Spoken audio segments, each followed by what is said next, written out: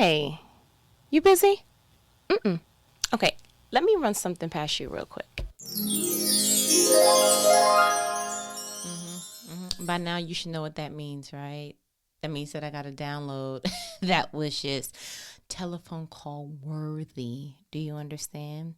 Listen, I want you to go ahead and buckle your seatbelt.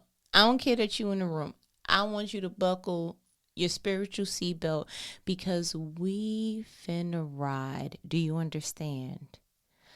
I have discovered something so refreshing that I actually said, I'm not going to be a selfish grandbaby. You understand? I'm going to call and I'm going to share because that is the epitome of why we speak to each other in the first place. Like, that's why I'm your favorite homegirl. Guess what I discovered? That plan that God says that He has for you, right? For I know the plans that I have for you, plans for good, not to harm, right? Jeremiah 29:11. And what I realized, because I've been kind of reading more about Moses and looking to see, like, man, it's amazing how he was drawn from a river or drawn from the Nile, and the very thing that was trying to kill him in one season actually died in the form of water as well, right? And so all of that collectively, what I came back to was whatever it is that God has for you, it literally is embedded within you. It's almost like going back and looking at clues and being like, you know what? That boy had a basketball in his hand since, I'm talking about from the time that he can crawl. Like, why was it out of all the things you could have gravitated to, you gravitated to that? You know what? She's been talking her whole entire life. Let me tell you something. We had to put her to bed to get her to shut up. Okay. And now what you do is you connect the dots through life. You're like, yo, everything that I got in trouble for, or people thought were weird, or it was my particular quirk or nuance to other people, it actually was the very thing that propelled me to different seasons of my life, right? And so I think what that usually is that we're connecting the dots to what God originated for our lives. And so a lot of things have been happening, but more so, I think that if we really took the time to dissect yourself, you would unpack a whole nother realm of you that will blow your mind. Today I went ahead and I was on YouTube. I'm very fascinated by people who live a non-traditional life, meaning that they go against the grain and they find their idea of success. One thing that I've noticed about me is that the more that I experience life, the more that I unpack myself, the more that I truly understand what brings me true, authentic joy, I realize that it's not what everybody else is saying. And so I think that the human nature is to go search for another form of you. Like, let me see if I'm the only person that feels this, because the power in number is just not a spiritual thing. I think that it actually ignites a certain flame within you that keeps your inner fire going. When you get with somebody who loves the game of basketball the way that you do and you watch it with them, it is an experience that you cannot literally duplicate with just anybody else. When you find someone that you from my hometown too, and y'all get to talking and the accents start to go, and you start talking about food and people that you may or may not know, like, there's a certain excitement and adrenaline that comes with that. Do you understand that that could be the same exact thing for people who feel and are designed and wired just the way that you are, that you can bring up a life idea and they're like, yo, I can see it. Do you understand I'm talking about explosion in the spiritual realm that occurs when you find someone who fans your flame? Oh, yeah, it's incredible. And so I went on YouTube and I'm looking up the different things, like the group called FIRE. I think that is Financially Independent Retire Early is what the acronym stands for. And it really is this movement of people that are like, listen, I know that the unadvertised American dream is, get the house, get the expensive car, climb the corporate ladder, more, make more, buy more, do more, be busy. E or the above, right? That's the unadvertised. Like, oh, okay, so what do you do for a living? Where do you live? And because it's a constant scaling of, are you living a life that is equated to what we consider a good life to be? And there is a movement of people that are like, can I say something? I don't like ketchup on my burger. I don't really. You don't like what? Like, yeah, DJ Scratch. Someone is actually saying, you know what? That may work out for you, but the kind of grandbaby that I am, it's not giving me joy. It took me years to realize that I'm personable and I'm a people person, but I'm an introvert.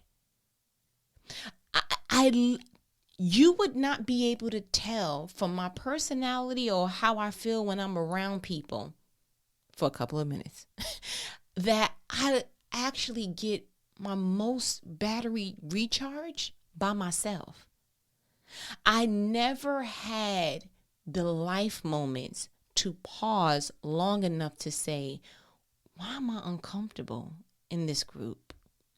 How come when people are like, yo, let's go out this weekend, I'm not super excited about that? What is it about doing a group anything that makes me feel like, can I just bring my part early and y'all can go ahead and catch up after that? Because I don't really feel it. What is it about people saying, oh, I want to come over that makes me go, I moved yesterday, I'm coming back tomorrow. What is it?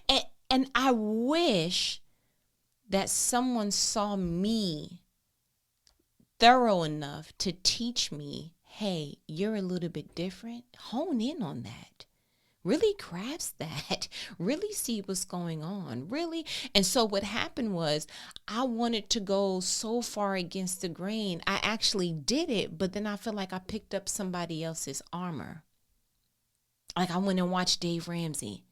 And I was like, yeah, debt free. They're going to do that. Rice and beans and rice. I'm going to do that. And while I love his biblical financial advice and principles that he teaches, I realized that that's the vision that he had for his family because he had gone bankrupt twice and realized, oh my goodness, he is not handling money well for a new husband, a new father. He had 2 children under the age of 2, and they were not doing well financially. So he said, you know what? He did one extreme, messed up money so bad he went bankrupt twice, rebuke in the name of Jesus. So then I think he went to the ultimate extreme that he will have no debt. And while that is the life goal, the way that he went about it was the way that it was intended for his life. So now you have people following a blueprint that the methodology may be way too intense, but the principle should be followed. And if we quiet ourselves long enough, I feel like we will see the undertone of that. I have read countless stories of people pursuing professions because their parents expected that, or they felt like that was the only way to have a good life, or they felt like, you know what, whatever their excuse was. But on the other side of that coin, the true question of what would you do with your life, your time, and your gifting, that if money was not an issue, you would do it yesterday for the rest of your life and be excited about it. It normally isn't the thing that the person is making a wage from. And if the two are polar opposites, then that means that you picked up somebody else's armor. You picked up somebody else's blueprint. You picked up somebody else's idea of, wow, this is what I desire. And what you saw was the end result. But what you forgot to do is customize your own steps to get there. It's like walking in someone's home and going, this is beautiful. Where'd you get your couch? Where'd you get your bar? Where'd you get that? And then next thing you know, they go to your house and it looks exactly like their home. Same floor plan. Like you went to Target as well. You got the same furniture, same color scheme, same. And that is like, as idiotic as that sounds, that's what we do. We see someone else's marriage and we're like, that's awesome. And then we go back to our marriage. We're like, look, this one needs to be done. We got to do that. And then you wonder why it's not working, because the variables are different. You are two different individuals trying to get someone else's outcome when you should just be asking for the principles so that you can practice it in your own customized way. What did you do to become that particular position in leadership? You went to school and then you did that and blah, blah, blah, you got the certification. Okay, good. And then you go and you take their steps and then you try to implement that in your home, in your life, in your career. Would it blow your mind if God got you there without the degree? Would it blow your mind that the person who got there without the degree is not how God wants to get you there? You actually need the degree and the certification. Would it blow your mind that you may not meet your high school and college sweetheart and then marry him? Would it blow your mind that you actually get it right the third time around? Would it blow and so that's the danger of sitting so closely to someone that you forget just to get the principle that you actually make their life your blueprint, that you actually make their steps your law, that you actually come out of the covering of Christ and you start to forsake everything and follow what somebody else did because you're that in love with their outcome. It is okay to look at someone and say, I love that. That resonates with me, except I want it in red. And I wanted a little bit this and a little bit that, but yeah. There is nothing wrong with looking at what someone else has produced and customizing it in your own way. Someone looked at the apple that God produced and was like, this is really good, but I feel like I want mine hot with a crust. I think I want to make apple pie. You know what? I love what you've done with the tree, but I think I want something that I can actually write on. Can I use this? It's nothing wrong with taking some of the raw materials of what a person showed you that they were able to produce and loving it enough that you see you can put your own spin on it and produce something that is in your likeness. Yeah, God was like, listen, we creating everything. We mountains and bears and tigers and plants. But now I think I want to make something in my own likeness. What y'all think? You agree? Everybody in agreement say aye. That's what was happening in Genesis. It's okay to see what someone created and be an admirer of that. Actually say, oh my gosh, actually, I like that. But then take that and then go ahead and duplicate something in your own likeness. I should go into your cubicle and see that it's different from everyone else's. I don't care if everybody in this shop is getting the same hairstyle. What spin are you going to put on the braids? Are you going to put a little shell on it? Are you going to put a different color right there? I don't care. Hair has been around for centuries. How are you doing it differently? Clothes has been around for centuries. How are you putting a different spin on it? Marriages have been around. Mothers have been around. Fathers have been around. Family has been around. Friendship. How are you putting your own spin on it that when you step back the way that God did in Genesis, you can actually say, and it's good. What sense would it be to step back from something that you produced and just realize it's a manufactured situation? You just cut and paste somebody else's, it's good. That is literally the goal of creation. God said, let there be light. First thing, and God said it was good. And he kept doing that. He went ahead and okay, let's separate that, put that there. Okay, stars, stay right there, don't move. And step back. That was the third day, and this was the fourth day, and this was the fifth. And every time that the day ended, God said, this was good. Do not cheat yourself out of the epitome, the utopic goal of creating. The goal is to create and see your imprint, to see your customization, and then to be so proud of your work that you say, yo, this is good. To be able to cook a meal, serve it to people, taste it, and be like, this probably the best time. This probably the best one, right? Like perfectly seasoned. It don't got an extra kick that it ain't supposed to be there. You understand? Like to actually go ahead and make a cup of coffee and go, there it is. Like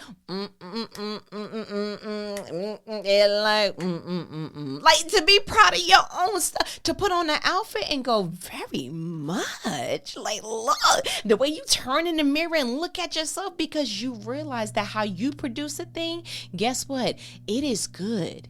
And what we don't understand is that when you take that away from you, you don't have the urge to want to produce again. You don't have the urge to keep wanting to go ahead and be more innovative, to be more creative, because it's not you driving it. It's somebody else's idea. It's like, yo, a ghostwriter. If you got a ghostwriter for your album, guess what? You can't just walk in the studio, whatever o'clock in the morning, and be like, put that on. Turn me up. You can't do it. You got to sit near your phone and wait for somebody to produce something so that you can actually go ahead and put your voice on it. It is way different when you're waiting to put your voice on something opposed when you can actually put your imprint on something. Yeah, anybody can talk over this, but not a lot of people can produce this. Yeah, when you make a good record, guess what? People be sampling it for days. Sampling in all kind of genres, because you produce something so original and authentic and timeless that people are like, I'm not even going to try to reproduce. Why recreate the wheel, sir? I'm going to go ahead and copy and paste what you just did. I'm going to sample what you did, but I'm going to put my own spin on it. Because otherwise, what is that? That's plagiarism, right? And where I'm from, there's laws and all kind of legal litigations behind that. There's certain things you can, copying and pasting in any other subject of life, whether it's art, whether it's literature, whether it's music, whether you cannot look at somebody else's something and go, oh, okay, I'm gonna just go over here, change up 2 words and then say that it was my idea. You will be in somebody's court and it won't be in your favor. So if you can't do that in other subjects and arenas of life, why do you do that for your own personal life? Why do you look at somebody else's body type and say, I'm gonna go get a BBL, huh? But God didn't create you like that. Yeah, but I like, what do you like about, time out, let's just all just think about it real quick. And I hate to get in somebody's grandbaby's business, but you know what? We here now. What is it about the BBL that makes you say, oh, that's the dope body type? Or are you looking at the results of a BBL, the way that you look when you take photos, or with the attention that you get, the fact that you feel a little bit more sexy? Yeah, but why can't you do that in your own skin? In your best shape, taking care of yourself, going to the gym, doing whatever needs to be done. You mean to tell me that you don't feel that in your own shell, that you got to go get and manufacture somebody else's shell to feel sexy enough to be you? Oh. How come other girls look like this in color? Somebody heard that and was like, oh my gosh, she sounds so hot. And you just copied and paste. Why you sound like that? Is that even how you really talk?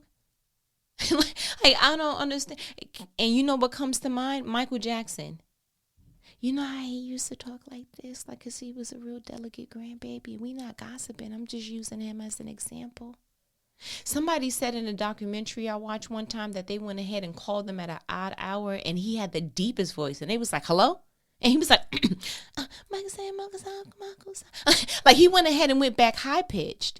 And maybe in his mind, that deep of a voice would scare children, because maybe Joe Jackson had a deep voice. So in his mind, he went ahead and he thought softer, lighter, fluffier, just whatever I can do to just tiptoe and have it where it sounds like this. In his mind, that's the voice that he should have had.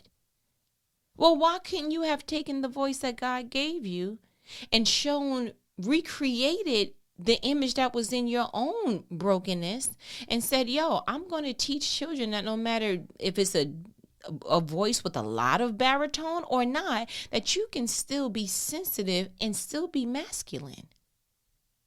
That you can still sound like, because you know what? When I hear Barry White's song, I'm not scared.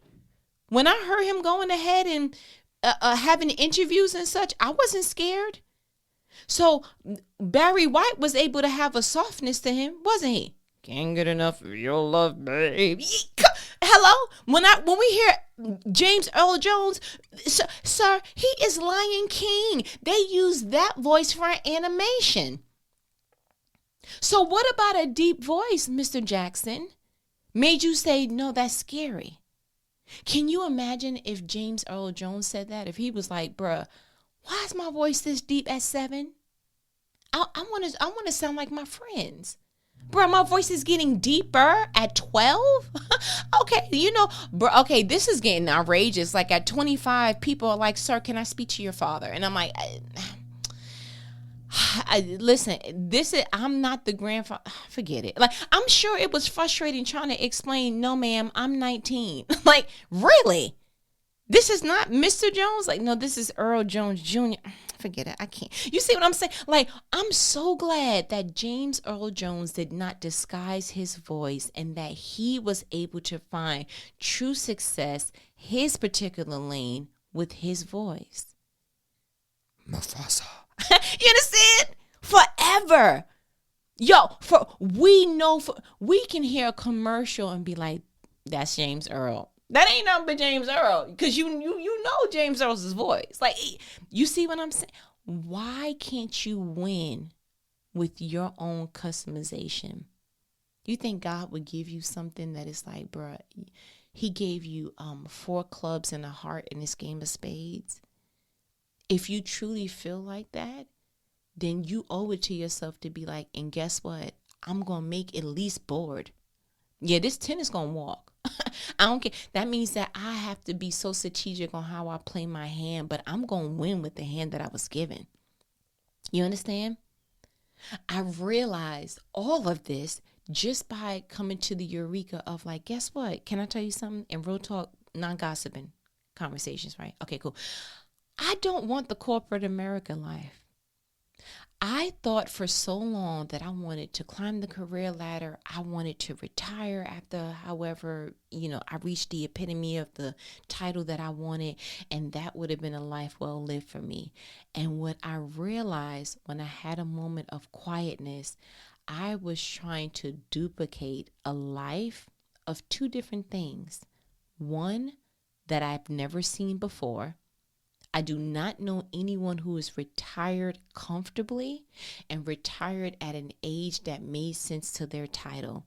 It's like you retired in a position that you got straight out of high school. To me, that's not retiring with dignity. So I was like, okay, if I'm going to do it, it got to be a title that makes sense with an amount that makes sense, and I'll go ahead and retire. But if I'm honest, it's because the person that I really, really, truly admired their work ethic, which was my mother, I looked at her and said, bruh, I watched her climb, and that was intriguing to me. And I said, you know what? I'm going to do that.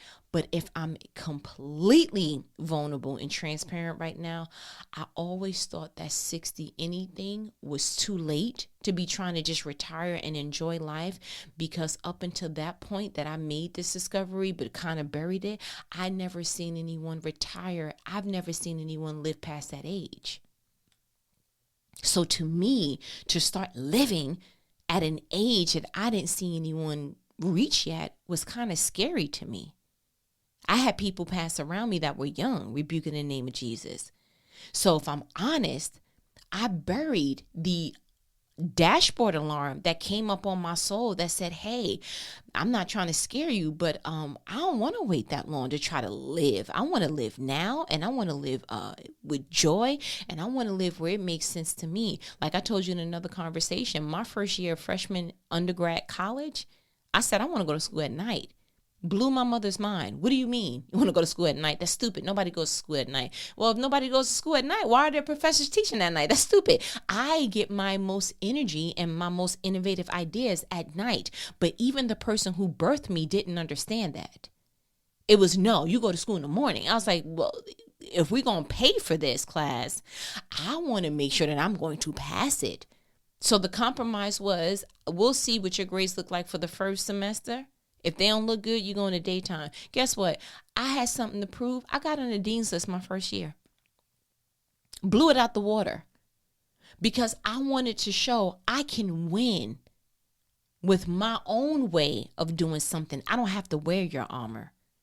I can win my way. And so now I'm at a point that I'm like, yo, can I ask myself something? This was me having a real talk moment that I'm going to go ahead and just pull back the curtain so you could see. I was like, is your idea of success the same? And you know what I came up with? No. Yeah. Is your dream car like everybody else's dream car? No. Do you get excited about? No. I have likeness like most people. It's like, oh yeah, me too. I like that song too. But for the most part, when I really identify to my core what success means, what I want retirement to look like for me and my family and my husband, what I want generational wealth to look like, I was like, ooh, I'm sorry. So I had to double back. So where did you get the other stuff from? It was a unconscious copy and paste. Because when you don't know how to occupy your space, someone else goes ahead and furnishes for you.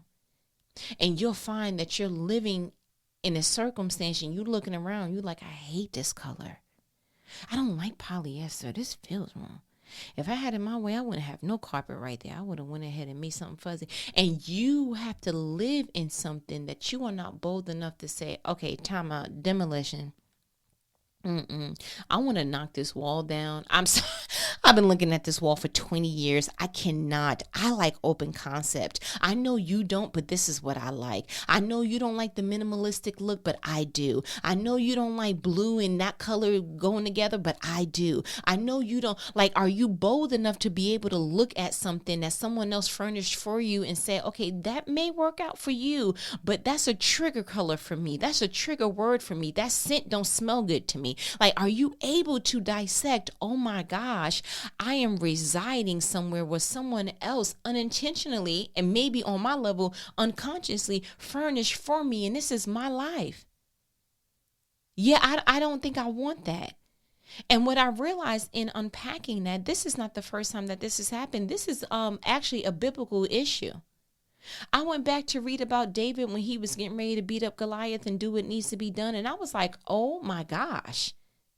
Like literally, this is the wrong time to be trying to tell somebody how to do something. Let's go ahead and real quick read from 1 Samuel 17. You know I read from the NLT version, right? Okay, let's read from verse 32. So this is actually David getting ready to go ahead and put thine hands on Goliath. So 32. Don't worry about this Philistine, David told Saul. I'll go fight him. 33. Don't be ridiculous, Saul replied. There's no way you can fight this Philistine and possibly win. You're only a boy and he's a man of war since his youth. 34. But David persisted. I have been taking care of my father's sheep and goats, he said. When a lion or a bear comes to steal a lamb from the flock, 35, I go after it with a club and rescue the lamb from its mouth. If the animal turns on me, I catch it by the jaw and club it to death. 36. I have done this to both lions and bears, and I'll do it to this pagan Philistine too, for he has defied the armies of the living God. 37. The Lord who rescued me from the claws of the lion and the bear will rescue me from this Philistine. Saul finally consented. All right, go ahead, he said, and may the Lord be with you. 38. Then Saul gave David his own armor, a bronze helmet and a coat of mail. 39. David put it on, strapped the sword over it, and took a step or two to see what it was like, for he had never worn such things. I can't go in these, he protested to Saul. I'm not used to them. So David took them off. 40. He picked up 5 smooth stones from a stream and put them into his shepherd's bag. Then, armed with his shepherd's staff and sling, he started across the valley to fight the Philistine. Let me explain something to you. You know what's dangerous about allowing someone else's blueprint to be the steps for your life? It's usually in an area you never frequent in. Like where someone else thinks they're helping you. Oh, baby, you never been married. Let me tell you what to do. Oh, baby, you never had a baby before. Let me go ahead and tell you how to handle that baby. Oh, you never had that kind of big girl job. Let me go ahead and tell you how to. And someone thinks because you never was in that arena before that what they have is more potent and prominent than what God innately embedded in you. Like David had to tell him, yeah, I may not have fought no Philistine, but at the same time, bro, you never fought no lion. You understand? You never fought no bear, sir. Okay, so the same God that went ahead and showed me how to spar with them, I think I could do it with this. Like I was fighting different species. You have something to say because this particular Philistine trained better than me. I fought a different species. Can you say the same? Like the things that I've conquered in my own time with God, like it has made me confident on the things that are trying to defeat me now. But what you don't understand is that because you don't see that I'm eye to eye to a situation that you're not even bold enough to conquer, you think because you haven't conquered it that I'm going to fail in it. No, it doesn't work that way. What you can't conquer, God called me for. Oh. What the preacher would say right there, that's a word right there. You understand? I love the fact that David had everything you didn't have, sir. He had the confidence without the cockiness. You feel me? It was like, he had a plan. I'm going to go out there and I'm going to do my thing. So I was like, wait a minute, bro, you can't possibly. Nobody goes to school at night and wins. They don't. Nobody gets married that early and has a successful marriage. You're too young. Nobody gets married that old and nobody has that little bit of money is able to go ahead and have financial freedom. Listen, you better start telling people to stop telling you what cannot be done and let them understand that God has done way more with way less before. Okay? Yeah, I can point it out in your life if you want me to. I can point it out in other lives. I can point it in the Bible. But what you're going to stop doing is telling me what God can't do with my faith, because my faith is bigger than what you're actually saying right now. My faith is bigger than the doubt that you're trying to plant. And so I'm sorry, go ahead. I'm going to give you back this seed you tried to plant, and I'm going to go ahead and fight with God. Because my soil is too fertile for anything that looks like weeds. Yeah, I'm not interested in your prophetic hypothesis on how this is going to work out. But he literally told David after he said, I got this. He said, don't be ridiculous. There's no way you can fight this Philistine and possibly win. Bro, you gave him a double. You didn't say, you sure? You told Buddy, don't be ridiculous. So you chomped him down. You told him there's no possible way that he can win. But more so, let me go back. There's no way you can fight this Philistine and possibly win. So he's talking about, bro, you can't fight. Oh, and you're definitely not going to win. It's one thing to say, you want to go out there? Okay, just windmill as fast as you can. You told him, no, I'm going to go ahead and already conclude what I believe for you. I believe that you cannot go out there and fight him. And I also believe you cannot go out there and win against him. So if you already gave me what you believe about me, you think that I'm going to take the armor that you're trying to give me? No. If I don't want your doubt, I also don't want the provisions that you made with the doubt that you have for me. Well, I don't know if they're hiring, but go ahead and take this little bit of money and then no. I don't want to use anything that you getting ready to give me when you planted that in doubt. No. I think it may be too early for y'all to get married, but you know what? You have my blessing. No, no, no, no, no. I don't want you there at the wedding. I don't want you witnessing anything. I don't want you being planted anywhere if what you're giving me is getting ready to get planted from doubt. Like, you going to give me your blessing when you just finished saying a couple sentences ago, you thought it was too, you know what?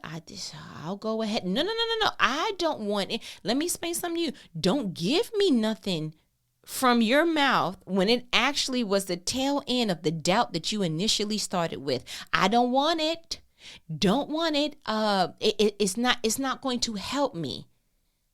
Yet the help that you're trying to give me is actually saturated in a hindrance. I don't want it. And I'm so glad that David at least tried to be respectful enough to say, okay, if I'm going to do something I've never done and wear something I never worn, I'm at least try to see if this is comfortable. So let me try to do Megan and Knees with it real quick. No, this is day too tight. I can't wear these pants. I can't wear this armor. It's not giving what it was supposed to have gave. And I am so glad that he respected what God did for him in his life more than he respected the hierarchy of Saul. What if he would have looked at Saul like, bro, you already are the head of the army. If anybody knows what to do, it's you. If anybody knows at least how to, like, it's you. So, God, I know what you did in my life before, but it doesn't look like I'm suited for what's coming up next. Forget it. I'm going to just take what Saul says. So what you say? Take this helmet. Ooh, you were sweating? Okay. Take the helmet, take the armor, and then what I'm supposed to do. And then you'll go out there with the seed of doubt from Saul and lose a fight that God called you to, was training you in. This whole entire time you thinking you a shepherd. No, it's training you for this Goliath.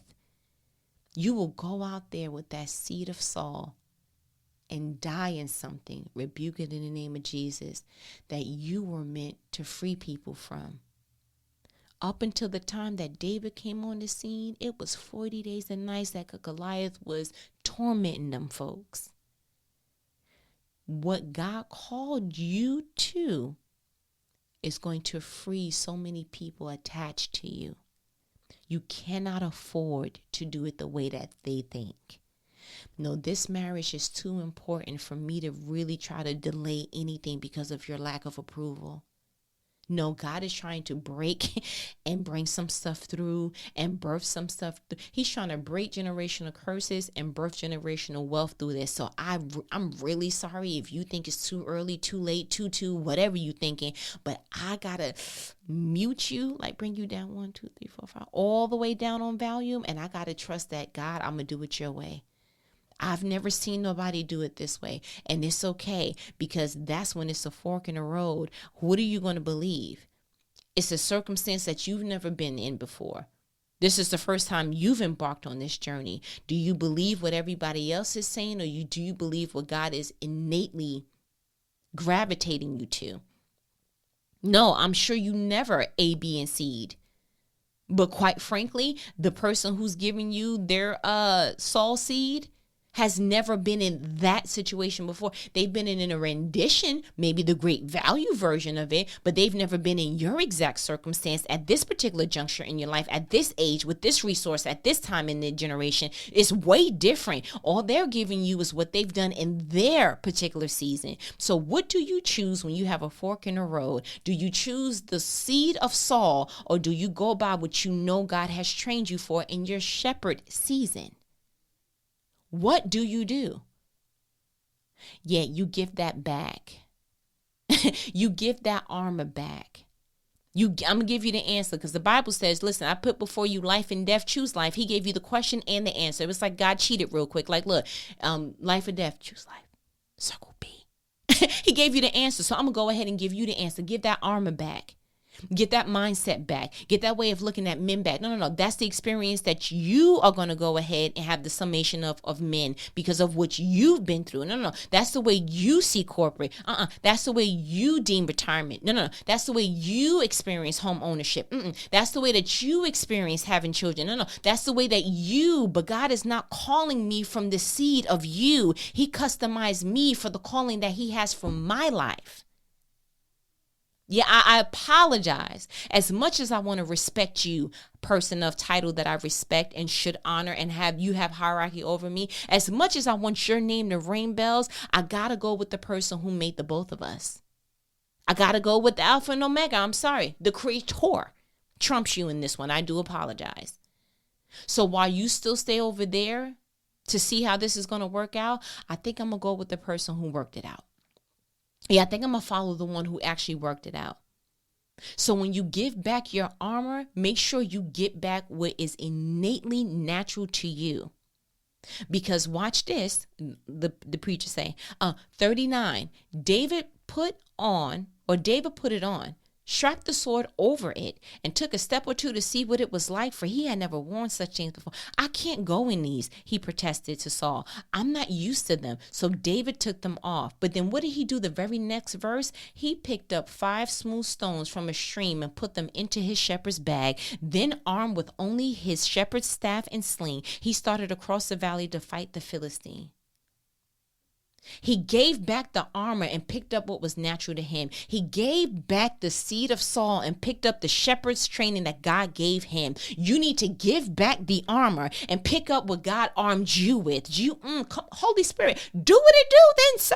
Do you understand that? And if you don't feel that, then you need to go back and ask God, okay, you know what? Take off the scales on my eyes. You need to have a Damascus moment, because there's been too many people putting their vision on your eyes and you can't see through the lens that God has for your life. Give it back. And then get it back. Give it back. And then get it back. Bro, if I don't get off this phone, we're going to be talking. Listen, stop playing with me. Stop playing with you. Stop playing with these folks. Stop playing with God. The calling on your life is too huge for you to be copy and pasting something else when God already customized your calling. Do you understand that? Like literally, I want you to be okay with being an alien, because guess what? The way that God has populated this earth, no matter how many people you're around, there's something about you that is so different from everybody else outside of your fingerprints. There's something about the way that you are wired that's different than your soul nuclear family or nuclear whatever that is. It is so different that God is like, I don't want you to be the same. I want you to be different. But here you are trying to make yourself another thumb on a hand. We already got a thumb, ma'am. How about being some nail polish? Do something different on the hand. Do you understand that? But listen, I feel like you got what you needed. I got to go. That's why I set the alarm, because I literally told myself I got to go. Listen, you know what these conversations are. No, I don't have to give you a challenge, because you heard it. What's your challenge? I'm not screaming at you. I'm just talking passionately. Your challenge is to give it back and then get it back. That's what I was trying to tell you before. You know what these conversations are. I can't be bothered. They are life-provoking conversations that not the average person's going to have with you, but who? Your favorite homegirl. Who? Your favorite homegirl. Yeah, I could literally get off this phone and run laps the way that I am, like, seriously empowered right now, because it's literally like I seen the trap and I gave everybody else the coordinates to go around it, because I found my personal island. I don't want anybody else to die in the trap of somebody else's customized plan for them. I don't want anyone else to die. Maybe not a physical death, rebuke in the name of Jesus, but definitely an innovative one, a creative one. There's so many things in you that you can't get out because someone else already customized your home and you decided to live in it. I want you to run away. Like, seriously, get out. The get out challenge, if you will, okay? But listen, if we don't get off now, we're going to keep talking, and so I have to go. I'm going to go ahead and let you let me go. We talk later? Okay. No, we will. We have to, because at this point, it's ridiculous. All right, later. Oh, wait, before you go, let me go ahead and just remind you again that you need to be looking at created2multiply.com. Very much created, the number 2, multiply.com. Oh, and you know your girl got a Patreon now, right? When you go to the website, you'll see all of that. So very much go. Okay. Now I'm going to go ahead and let you let me go. Later.